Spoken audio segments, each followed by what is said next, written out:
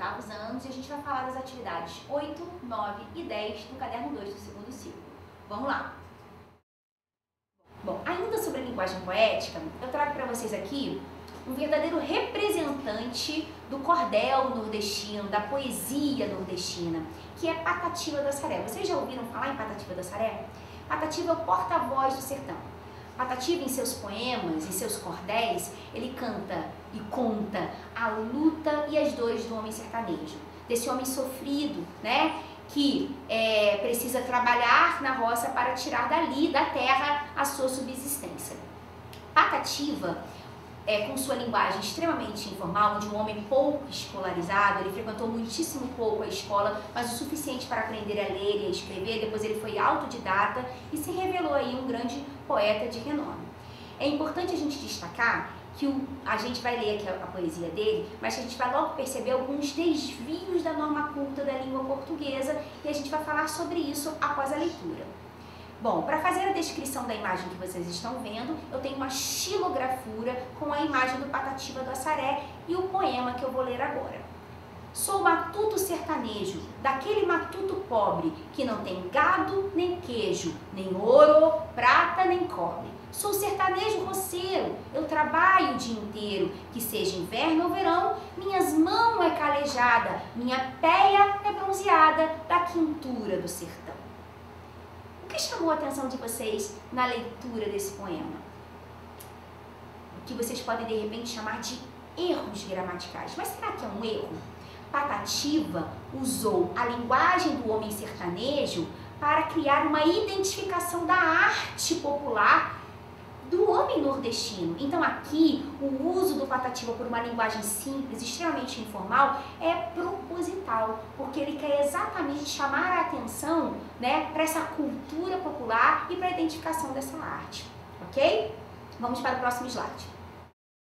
Bom, agora eu trago um outro representante aqui, que é o Emicida, bem diferente do Patativa do Assaré, porque o Emicida é da zona norte de São Paulo, nasceu numa favela. Emicida, para quem não conhece, é um rapper e compositor. Ele é um homem negro, contemporâneo, e seus versos, que virarão canções, fala principalmente sobre racismo e desigualdade social, mas de uma maneira tão leve e sutil que você acaba se encantando pelos versos do Emicida. E eu trago para vocês aqui alguns versinhos dele, tá? Enquanto buscam o sentido da vida, eu vivo ela. E o outro, você é o único representante do seu sonho na face da terra. Se isso não fizer você correr, chapa, nada vai. Vamos nos atentar para a linguagem usada pelo Emicida aqui. No primeiro verso, vivo ela. A gente também tem um desvio aqui, né, de acordo com a norma culta. Aqui deveria ser eu a vivo e não vivo ela. Porque o ela aqui, esse pronome pessoal, do caso reto, ele não pode fazer papel de objeto. Mas isso é papo para um outro momento, tá? E no segundo, da segunda estrofe, ele usa aqui um vocativo chapa, que é uma gíria bem específica e típica, né, da zona urbana de São Paulo, de onde o Emicida fala, né, que é o lugar de origem, é o lugar de fala do Emicida. E espero que vocês tenham gostado desses versos, porque eles repercutem muito com o público jovem. O Emicida é um poeta contemporâneo que tem obras muito bacanas. Se você não conhece, vale a pena conhecer. Vamos para o próximo slide. Tanto Patativa do Assaré quanto Emicida podem ter a sua poesia considerada errada por conta da linguagem informal que eles utilizam, com diferentes situações, em diferentes contextos. Tudo isso é permeado por um preconceito que as pessoas têm em relação à língua, à linguagem que essas pessoas utilizam. Mas eu gostaria de falar um pouco do conceito de preconceito linguístico e chamar a atenção para outras questões. Vamos lá. Preconceito linguístico é, segundo o linguista e filólogo Marcos Wagner, todo juízo de valor negativo, de reprovação, repulsa ou até desrespeito às variedades linguísticas de menor prestígio social. O que é menor prestígio social? É exatamente o que eu queria falar com vocês. Na verdade, gente, o preconceito linguístico não passa de um preconceito socioeconômico. É um preconceito contra as pessoas que têm uma baixa escolaridade, um poder aquisitivo menor, né? São os negros, os marginalizados, os nordestinos. Na verdade, o preconceito ele é só social, ele é socioeconômico. E aí a língua, que é um instrumento de poder, acaba se tornando aí um elemento para que essas pessoas sofram um preconceito, uma característica, uma marca, um estereótipo para que essas pessoas sofram essa discriminação.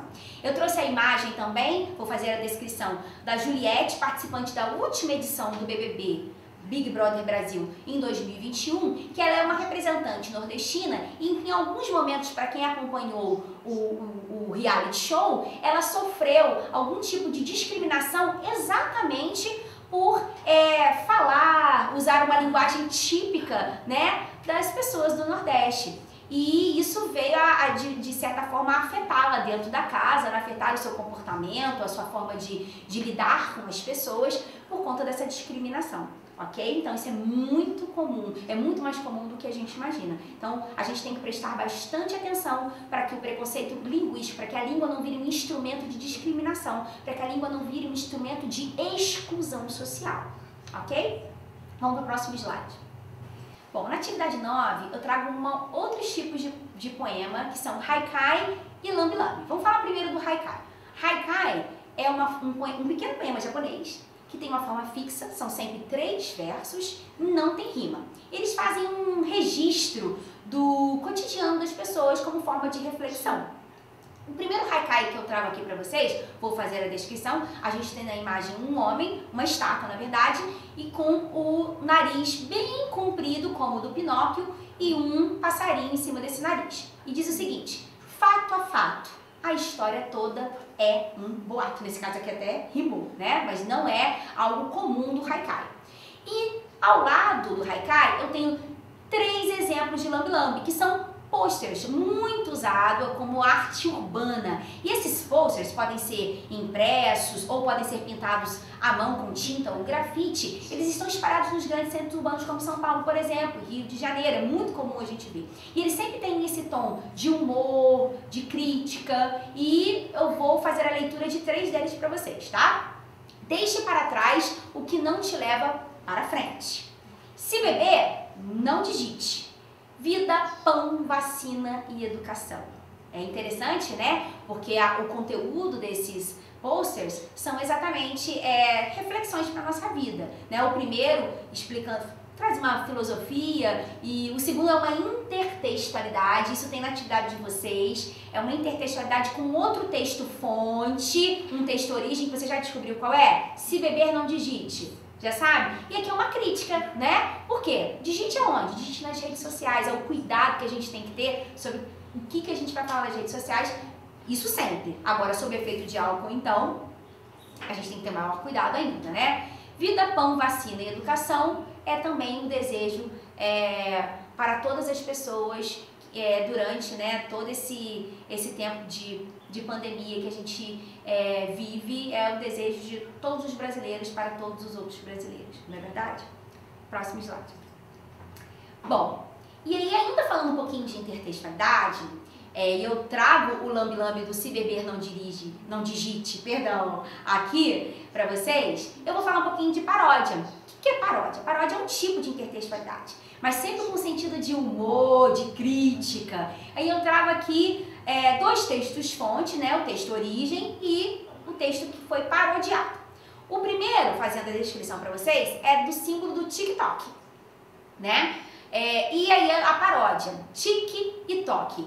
Gravando vídeo inútil é tique, postar é toque. Olha que interessante, a gente tem aqui a ideia do que representa o TikTok, que são vídeos curtos para serem postados nas redes sociais, eles costumam viralizar, né? E a gente tem uma outra intertextualidade aqui, com aquele texto, agro é tech, agro é pop, né? Veiculado aí, uma propaganda do governo veiculado nos canais televisivos para falar da questão do Brasil como um país grande produtor de produtos agrícolas, ok? O segundo texto fonte que eu trago para vocês é uma placa, né, de trânsito, é uma linguagem exatamente desse domínio do trânsito. Se beber, não dirija. Inclusive, a lei seca está relacionada à norma que essa placa traz, né? E a sua paródia, se beber, não digite, ok? Então, eu falo um pouquinho para vocês de intertextualidade e de paródia, isso está na atividade de vocês também. Próximo slide. Eu termino essas aulas com Emicida, dizendo para vocês o seguinte: rap, poesia, arte e movimento, inspiração. De repente, de momento, nossa cultura é rica e sem igual. Já dei o meu recado, ponto final. Um grande abraço para vocês, até o próximo ciclo. Tchau, tchau!